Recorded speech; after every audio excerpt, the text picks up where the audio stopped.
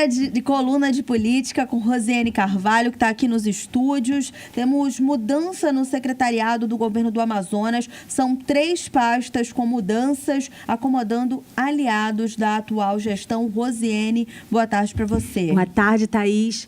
Importantíssima essa informação que você está puxando a coluna de hoje. Estou aqui no estúdio, fica mais fácil de fazer olhando aqui você no tete-a-tete. E por isso eu proponho que a gente abra com o factual, que é o mais importante do dia. Acaba de decidir no início da tarde.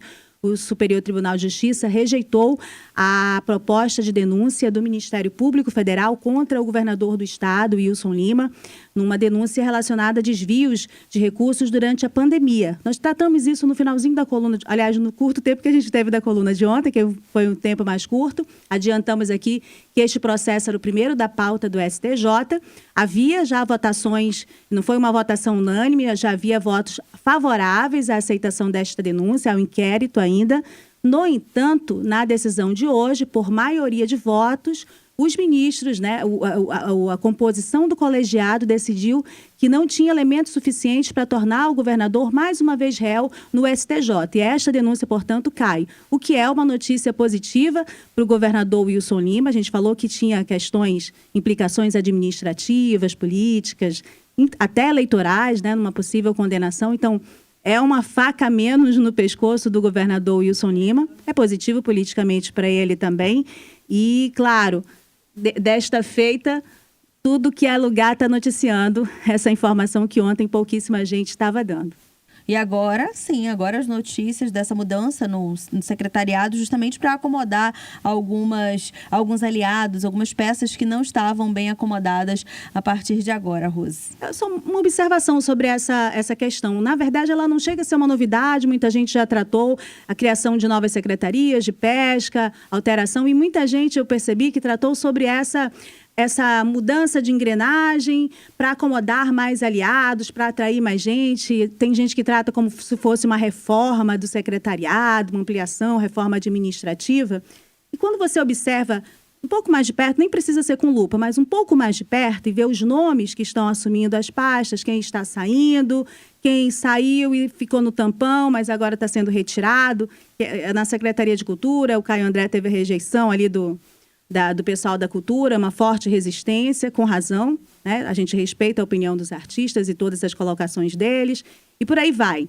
Mas quando você observa os nomes, o que está acontecendo não é uma acomodação de mais aliados, uma ampliação dessa frente de apoio. O governo já tem, eu não sei como é que ele consegue ampliar mais, né? Assim, no sentido das conjunturas que estabelecem esses vínculos.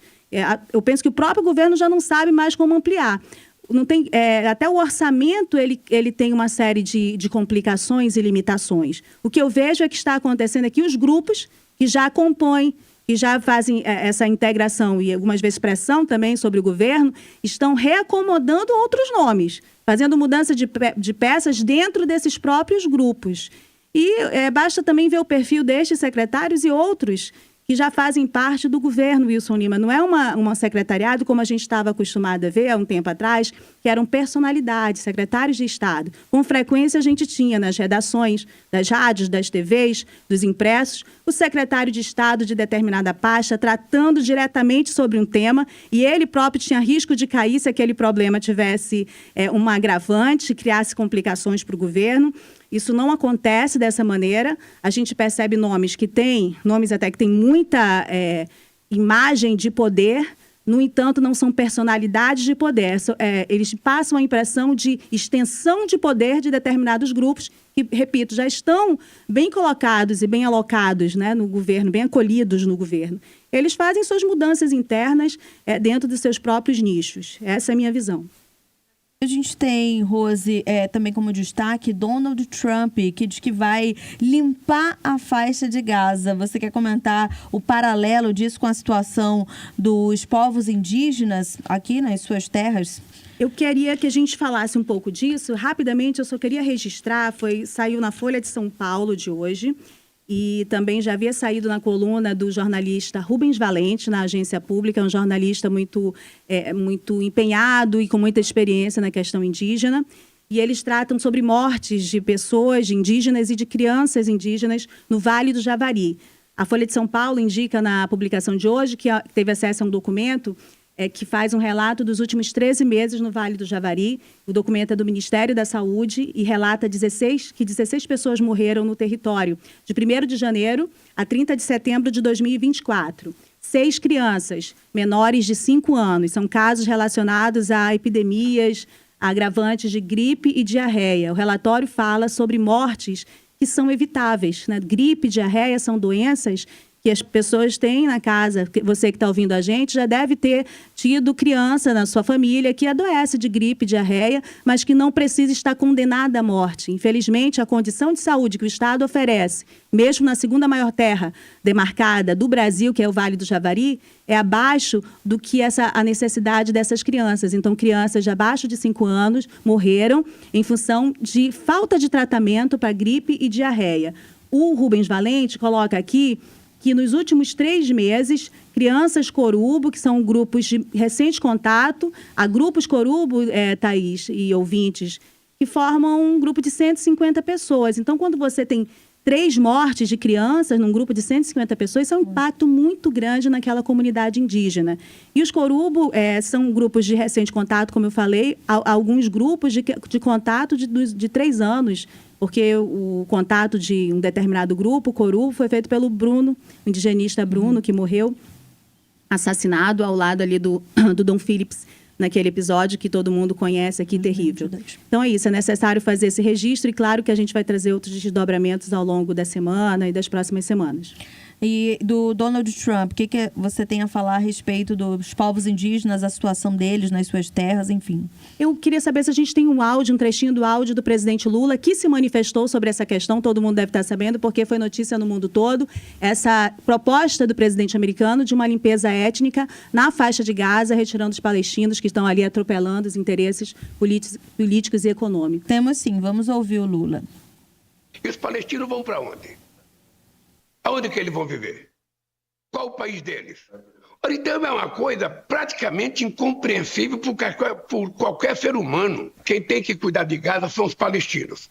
O que eles precisam é ter uma reparação de tudo aquilo que foi destruído para que eles possam reconstruir, sabe, as suas casas, os seus hospitais, as suas escolas e viver dignamente.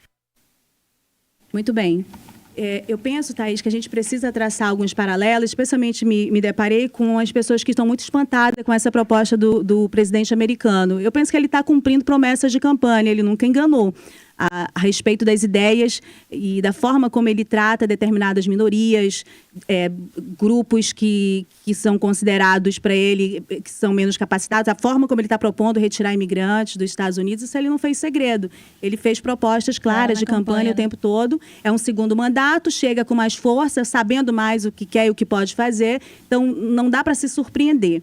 Mas eu penso que a gente também tem que buscar entender o que nos surpreende nesse sentido, sabe? Porque algumas pessoas que acham terrível a proposta do Trump em relação à faixa de Gaza, e é terrível mesmo, é terrível presenciar esse momento histórico, isso remete ao que aconteceu no nazismo, porque a limpeza étnica foi a proposta e execução do nazismo, né? Retirar os judeus, fazer retiradas, envio deles de vários países para a Alemanha, para que a Alemanha colocasse em campos de concentração e findasse com a vida deles, né?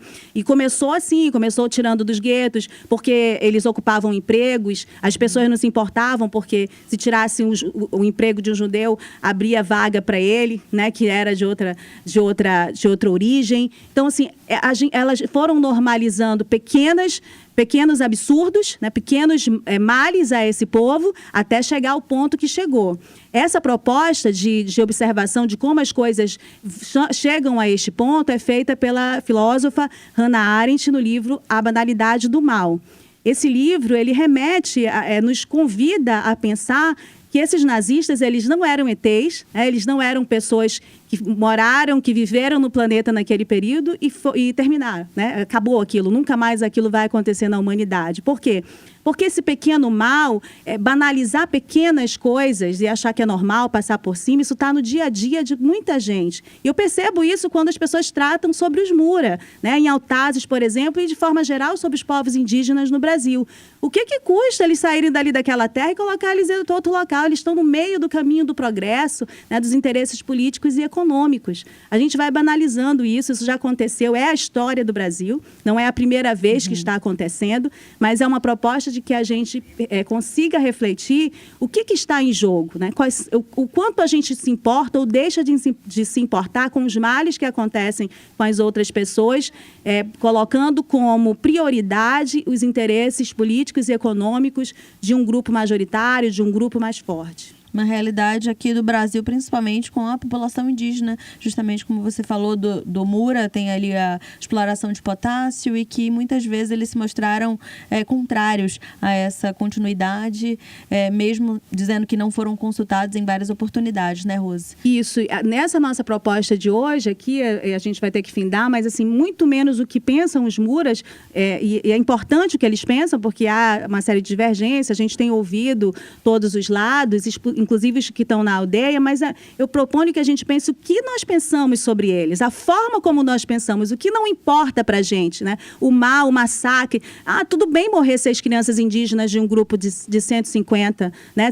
Crianças de abaixo de 5 anos, morrendo de gripe, diarreia. Isso vai ficando normal, isso é para ser banal. O que não nos importa, o que nós apoiamos e de que forma nós apoiamos. Né? Acho que essa é uma proposta que nós temos que fazer a nós mesmos, para a gente compreender o tempo que nós estamos vivendo e por que as coisas chegam no ponto que chegam. Essa é a questão. Beleza, Rose. Findamos aqui, Alex. O Reinaldo Azevedo já chegou. Obrigada. A gente tem uma outra oportunidade e até amanhã. Até amanhã, Thaís Gama. Tchau, tchau. Tchau, tchau.